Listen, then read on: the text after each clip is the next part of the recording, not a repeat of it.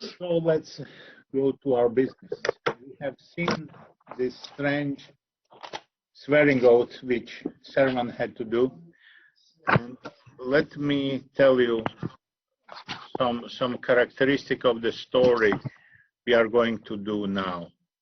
According to one teacher, and that's probably not that's second longest narrative story, or the other one is not narrative story, the practically longest narrative story in whole Torah. And why so long? And because there is same story repeated 3 times. First, in verses 1 to 10, we read Abraham instructions to the servant, okay? Right. Then from verses 11 to 34, we read the same thing, just we see how the servant lives and fulfills instructions, okay? And then the servant comes to the household of Bethuel, father of Rebekah, verse 35, and then he tells them what were instructions of Abraham and how he came there. So he retells all the story. So we may say we have the command, fulfillment, and retelling. And what is interesting, and I don't think we are going to go into big details about that, but what is interesting in the story, that there are some, it would be interesting if we could spend, I feel it would be too much hair splitting to go but you may do it on your own, to go into the story and see the differences in the telling and then retelling the story. Like, I will tell you just one, let me see, where is this? Abraham says to his servant, only do not take my son back. And on no account take my son there. And then somewhere after verse 35, and he skipped that part. It says, you are not to choose wife for my son from the daughters of Canaanites in whose country I live. Instead, you are to go to my father's home and to my own skinfolk to choose a wife for my son. He skips telling, take my son back. That could be understood offensive. You understand? Why? We are not good for him to bring your son there, or he would need to explain all thing about the promise, covenant, whatever. Make sense? You see how reasonable are the changes which are done there. Okay. Okay. I don't feel we should. It's interesting to see these changes, to see how author is very sensitive on the audience, on the occasion, changing the text, changing the way he speaks. But on the other hand, I think that would be too much hair splitting. So we are not going to go into detail there. I'm just reading it, trying to understand what you just was telling us. I was saying that in the verse 9, Abraham sent the servant to go to his father's house and to pick up the girl there. Right. But he also added, on no account you should bring my son there. And when he was retelling the story in the house of Bethuel, he keeps saying, he didn't say this part, oh, Abraham told me I should never bring Isaac to your house. You see, that could have been understood offensive. Right, okay.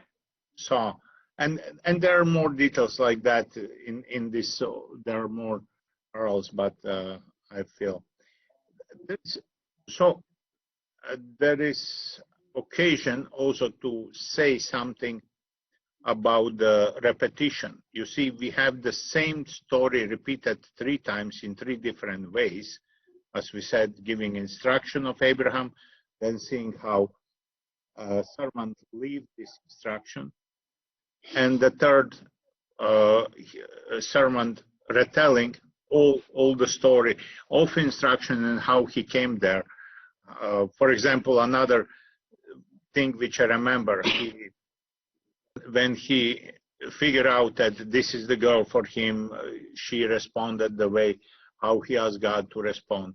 You know, he said to God, "Oh, I will ask one girl for the water, and if she tells me, oh, I will give you water and I will give water to your camels, that's the girl which is good for my master." And and she did that with some variation. I don't remember variation there. And then he said blessing to God. "Blessed are you, Lord God of Abraham, that you have brought to fulfillment whatever." And then when he comes in the house of Bethuel, he just simply says, "I bless God," because they don't know the God of Abraham. They know many gods. So he simply says, "I bless God." So it's very interesting how the author is sensitive to this to change the text according to the one who is supposedly listening the text. Make sense? Yeah. See that? Okay. So there are two things one thing which I should have said ahead of time two things ahead of time, and one which we have to follow. One thing is that the stereotype topics in the Bible. One of the stereotype topics is the encounters on the well. I guess many of you already know that. The thing is that on the well are always coming women to bring the water. That's the woman's job. I don't know why, but that's how it works. So if you see bachelor, we don't know about that servant if he was bachelor, but he was acting on behalf of a bachelor. He was coming there, and if he looks for the bride, where he is going to do? Where are the women? On the well, correct? That's his starting point. And actually, we will see that in the Bible, the meeting on the well is kind of stereotype for when you see bachelor coming on the well, you almost can expect marriage bells afterwards. It's a kind of it's a meeting place for all the singles. Yes, it is kind of meeting place, but also what I want to point out that Bible uses it as stereotype picture. Like if you see the Western movie, and in Western movie you see the scene where guy with the black boots enters the saloon and the saloon door swings, you almost immediately expect now there will be fight. You understand? Right. So when in the Bible you see bachelor coming to the well, it's not just that logical, yes, that's meeting place. Bible uses it that stereotype to bring us to immediately to expectation of upcoming wedding. Make sense? Yes. We have Moses who met his bride on the well. Here, Isaac he's not there, but the servant will meet his bride. Will find his. Then later on, Jacob will met Rachel on the well, and I guess we should extend same topic to that's daring a stereotype. Yeah, Wow. and I was going to a wild extension. It's not wild, theologically makes sense, but it's unexpected. Jesus Christ meeting Samaritan woman on the well. You remember that? Yeah. And she had 5 husbands, and the one with whom she lives is not her husband now. And she's in look for somebody who can satisfy her desires. And if we couple that with Jesus saying, "I am the groom," and John the Baptist seeing Jesus as a groom, so their Samaritan woman is example of the church, and Christ coming to unite with his church. Okay, and that's also interesting. There can be literal meaning of Christ with literal woman, and at the same time, that's also symbolic meeting of Christ meeting the church. Okay? Okay. Okay. Did I go too far? No, makes sense. Okay. So, good. The thing which I constantly want to bring from the very beginning. What is the name of the servant? Don't look for it. There is no name of the servant. I was going to say, I don't remember reading the name. There is no name. And there is specific reason for that. Hopefully at the end you will have the answer. Okay? You think about the answer. Why intentionally Bible doesn't give us the name of the servant? The other, we may guess, it might be Eleazar. That's the other servant of Abraham, whom he assumed would be his heir.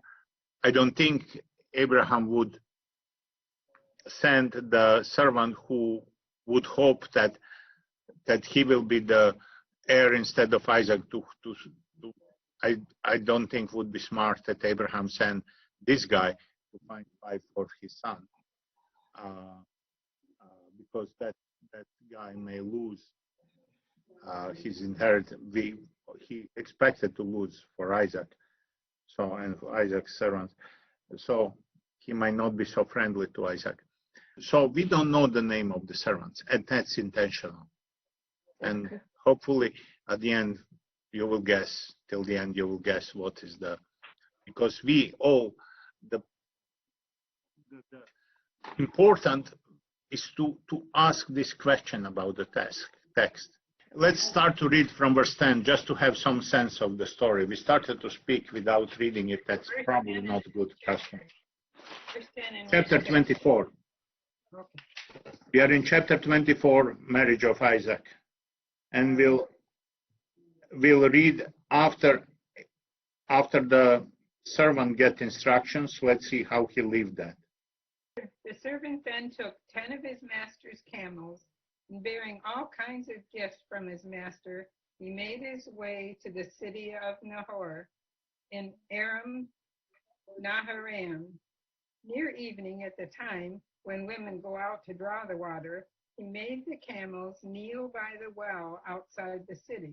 Then he prayed, Lord God of my master Abraham, let it turn out favorably for me today, and thus deal graciously with my master Abraham.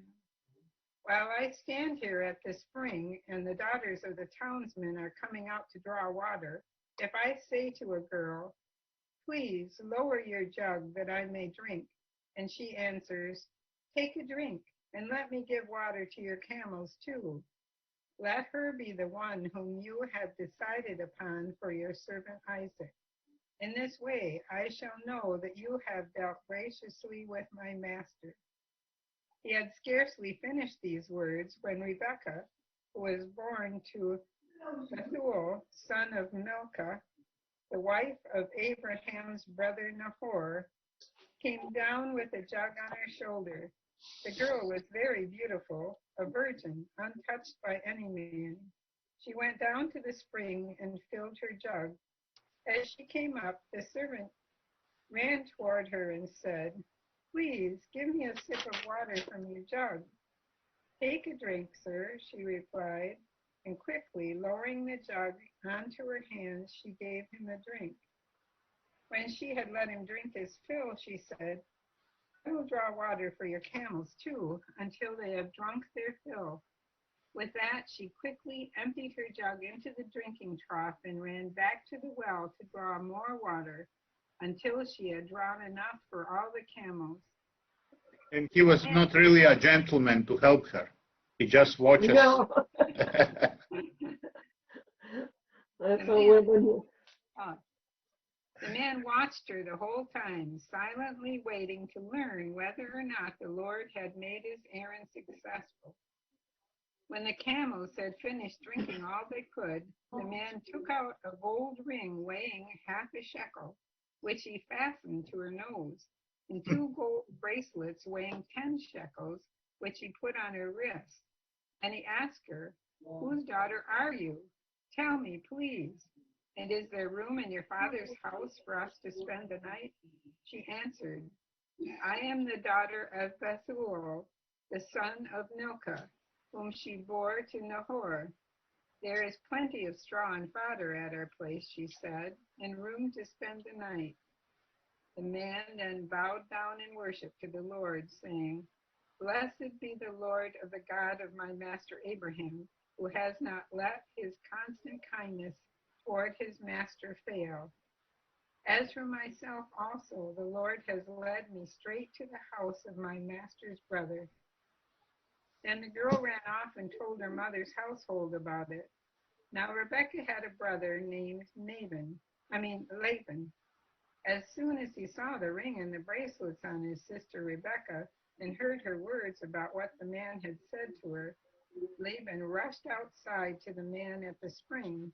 When he reached him, he was still standing by the camels at the spring. So he said to him, Come, blessed of the Lord, why are you standing outside when I have made the house ready for you, as well as a place for your camels? The man then went inside, and while the camels were being unloaded and provided the straw and fodder, water was brought to bathe his feet and the feet of the men who were with him. But when the table was set for him, he said, I will not eat until I have told my tale. Do so, they replied. I am Abraham's servant, he began. The Lord has blessed my master so abundantly that he has become a wealthy man. He has given him flocks and herds, silver and gold, male and female servants, and camels and asses. My master's wife Sarah bore him a son to my master in her old age, and he has given him everything he owns. My master put me under an oath, saying, You shall not procure a wife for my son among these daughters of the Canaanites, in whose land I live. Instead, you shall go to my father's house, to my own relatives, to find a wife for my son. When I asked my master, What if the woman will not follow me? He replied, The Lord, in whose presence I have always walked, will send his messenger with you and make your errand successful. And so you will get a wife for my son from my own kindred of my father's house. Then you shall be released from my ban. If you visit my kindred and they refuse you, then too you shall be released from my ban. When I came to the spring today, I prayed, Lord God of my master Abraham, may it be your will to make successful the errand that I am engaged on. While I stand here at the spring, if I say to a young woman who comes out to draw water, Please give me a little water from your jug, and she answers, Not only may I give you a drink, but I will give water to your camels too. Let her be the woman whom the Lord has decided upon for my master's son. I had scarcely finished saying this prayer to myself when Rebekah came out with a jug on her shoulder. After she had went down to the spring and drew out water, I said to her, Please let me have a drink.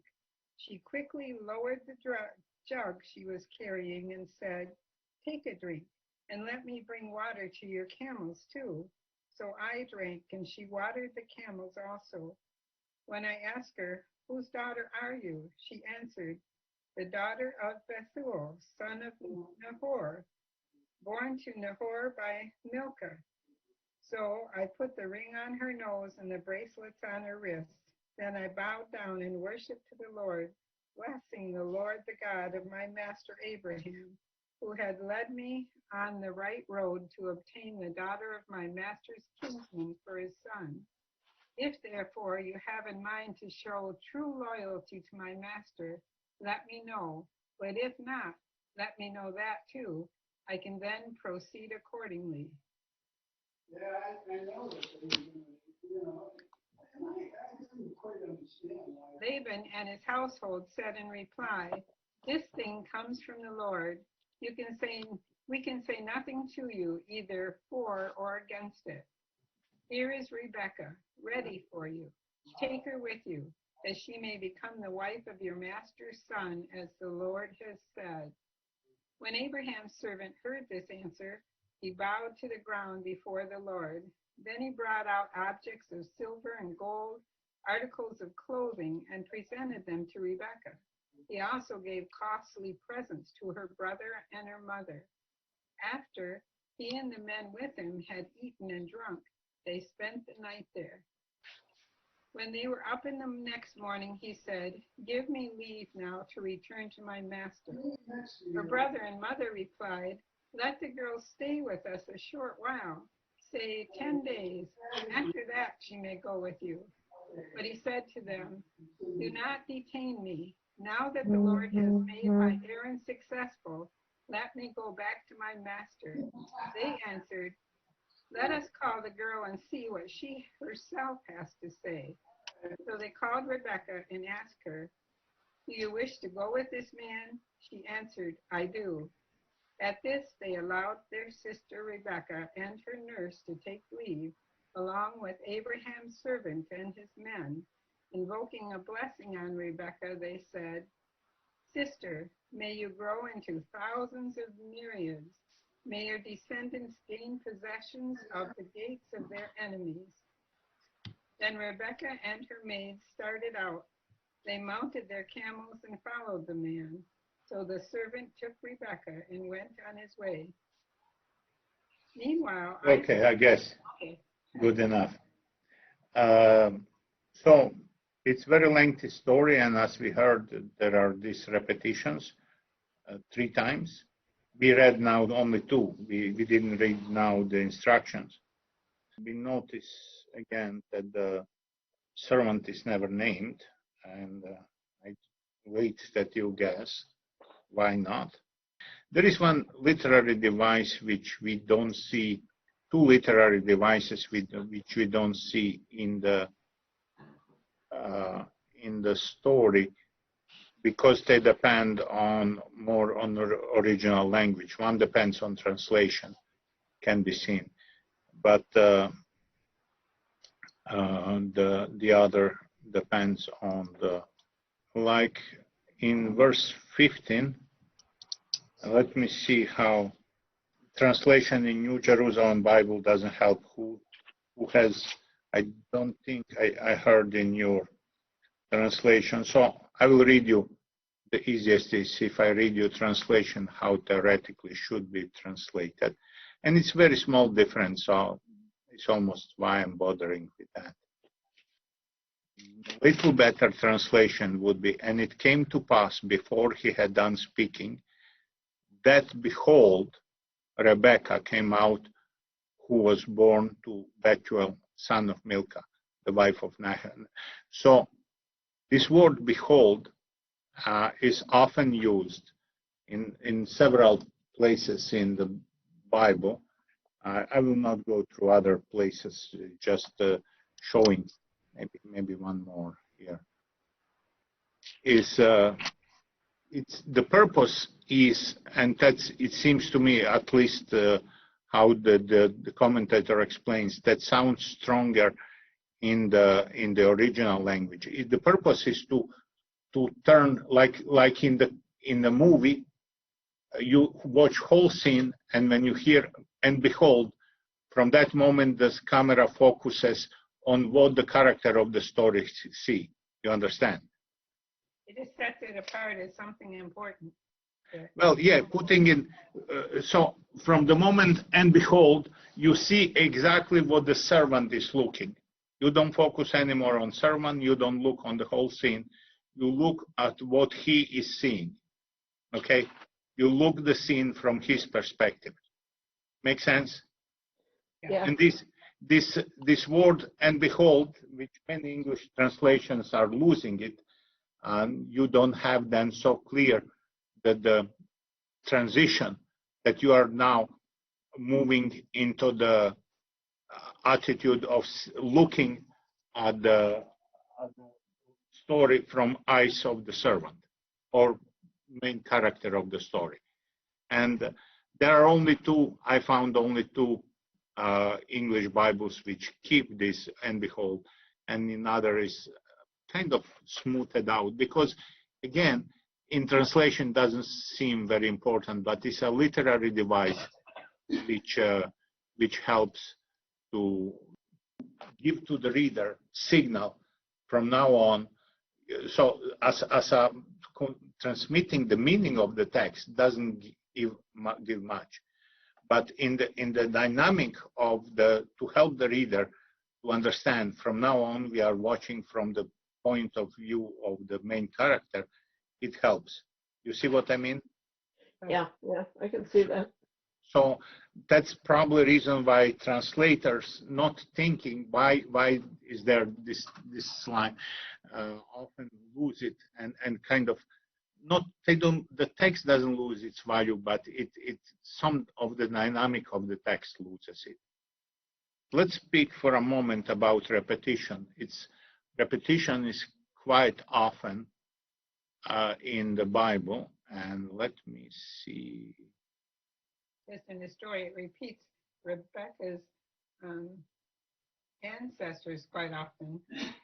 Yes. Oh, speaking about Rebecca and ancestors, the name Laban here we should remember, because Jacob, her son, Rebecca's son, will escape from his brother Esau and will work with Laban, correct? Yeah. Okay, yep. And I think that Laban here is the brother of Rebecca, and later on will be described as uncle of Rebecca or something like that. I think, as I remember, there will be some inconsistency there. But Or he actually is a brother. yeah, I think there will be some inconsistencies there about the relationship. But we have already seen that Bible doesn't care so much for this. I have a question that twice it's mentioned in here, that he took the shackle and put it through her nose and put 2 bracelets away, and that is mentioned twice. What is that referencing? Okay, tell me the verse. I didn't know. 27, and then it's mentioned again. On mine, it's in 22, verse 22. Oh yeah. He fastened the gold. 22 and 47. I know. Yeah, that makes sense. Because in 22, that's what we said. In 22, he actually does it. We look on the scene on the well where he actually do the thing. And in verse 47, he tells to Bethuel what he did. Did you see that? I see that, but what I'm referencing, the ring in the nose, what is that about? That's the way of ornaments they were putting. I don't know. He may have already had a pierced nose, and he. Yeah. I never wore the earring. I never wore anything in my nose. I don't know. Why would ever anybody put something like that? But that's the way how they were doing the ornaments on women, and he did, I guess, what was. It showed her as being committed, maybe. The What? ring. It showed I don't believe he could not, in social context, do something, anything, but he was trying to make her, to oblige her with giving gifts. He gives her gifts, and if she accepts the gifts, she's in the position that at least she has to listen to what he will ask later on. You understand? Okay. So he Well, he did that, and then he asked her, whose daughter are you? He did that because she responded exactly as he begged God to respond. Okay. So he was at that moment convinced, yes, that's the girl which God chose. And confirmation comes when we see that she is the girl from Abraham's kinsfolk, basically from his close family. So that's even bigger confirmation that yes, that's what is action of God. That's why then he fall down and blesses God. Make sense? Yep. But Yeah. he starts by giving her gifts. The thing are twofold. He expresses, yes, I believe God is leading me that you will be the wife, but also to facilitate his case, he gives her quite expensive gifts. So when he makes proposal, she is at least obliged to listen. These gifts will not oblige her to say yes to his, but at least she has to listen to everything. You understand? And also to bring her to the point to be invited in her house or something. For sure, if he gives expensive gifts, it's more likely he will be invited in her house, okay?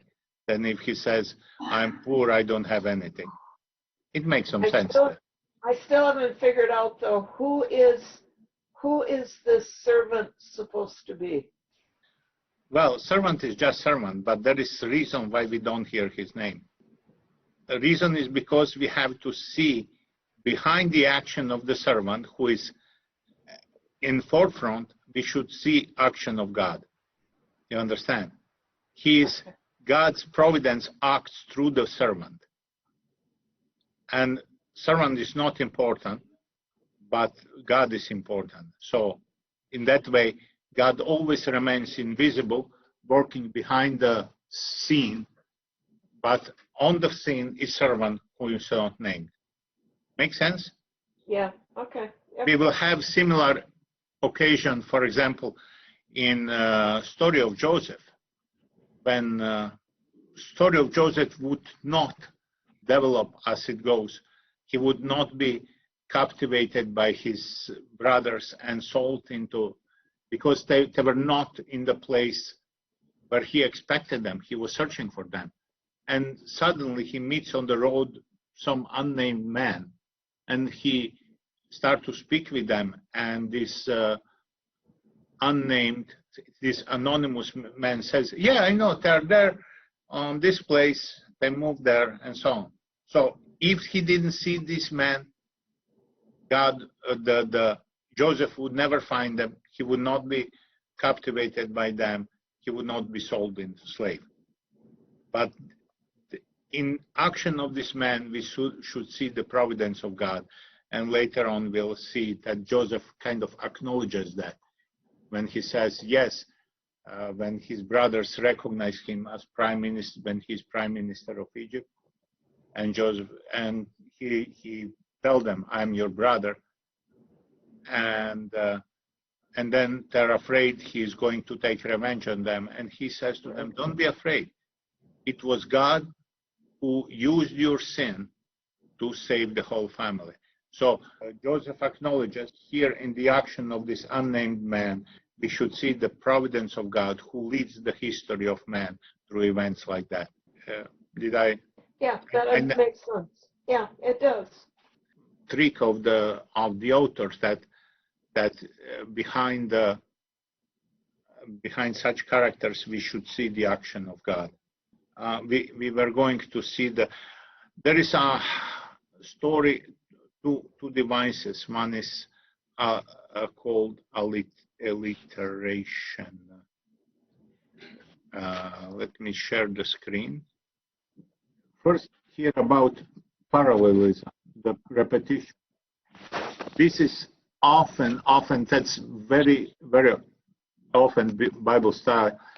And since I think we are all a little bit lazy sometimes to flip through the Bible, I found a website where all these things are, some examples, not all, are put together. For example, Psalm 78:1. You see my cursor? Yes. Where you see this? Okay. There is a, pay attention, my people, to my teaching. Be attentive to the words of my mouth. You see, the second line repeats exactly what first line was saying, just in different words. Right. And that's quite common in biblical poetry. That's the common way how Bible, when it wants to emphasize something, repeats the same thing in different words. Here is opposite thing, but still saying the Same thing with emphasizing opposite.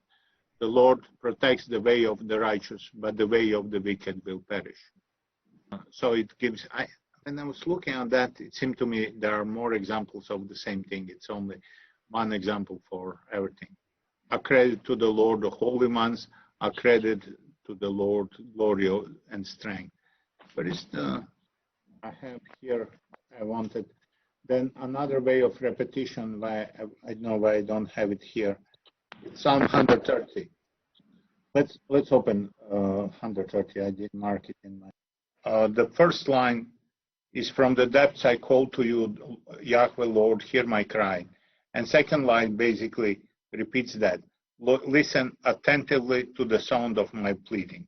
You see that what we saw the first idea, that the second line repeats what the first line says in the different words. If you kept a record of our sin, Lord, who would stand our ground? But with you is forgiveness, that we may be revered. So there is, again, kind of repetition. With the opposite on symmetry, that the first one puts it in a positive way, the second line repeats it in opposite. Yeah, here is in opposite. Then, let me see.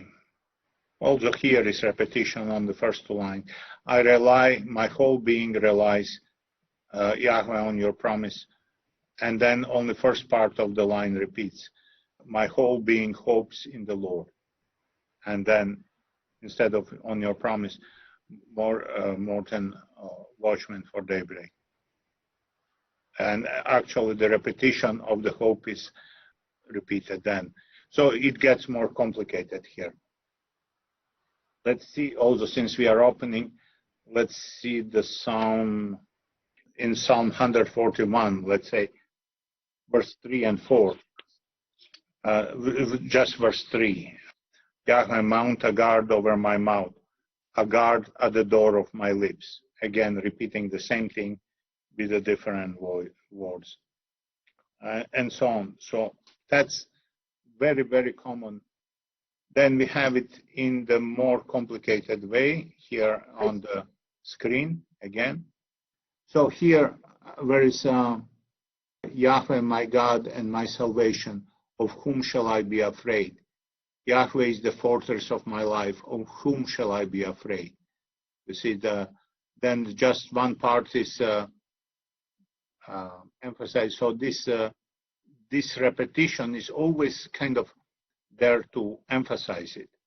There is I think Psalm 136 is one which, yes, here is different kind of repetition. It's just kind of like antiphon.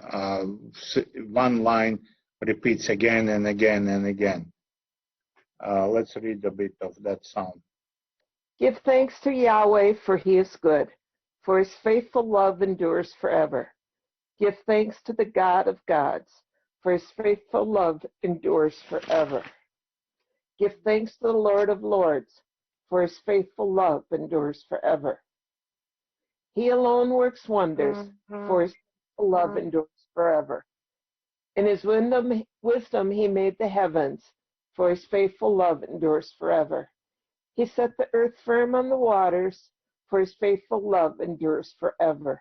Okay, we can stop reading. You get the sense. Well, we do the same thing in some of our, I don't want to know the word I want to use, but during masses and during... when we repeat responsorial psalm? Right, yeah, we do the same thing. Yes. We repeat response to the psalm, because our faith comes from the Jews, correct? Apostles were Jews, Jesus was Jew, Mary and Joseph were Jew. The church is based on Jewish teaching, so we learn from them. But here I'm not kind of saying it as what we do in the liturgy. Yes, we do it because we learned from them, but more to understand it as literary device, how Bible tried to transmit this constant repetition. His faithful love endures forever is there to remind the reader that everything else what you read doesn't matter.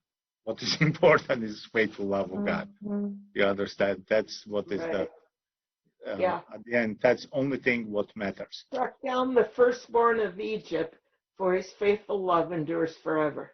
Yes, it's constant repetition of that, and I kind of more appreciate when it's more subtle, but also here very persistent repetition is very important.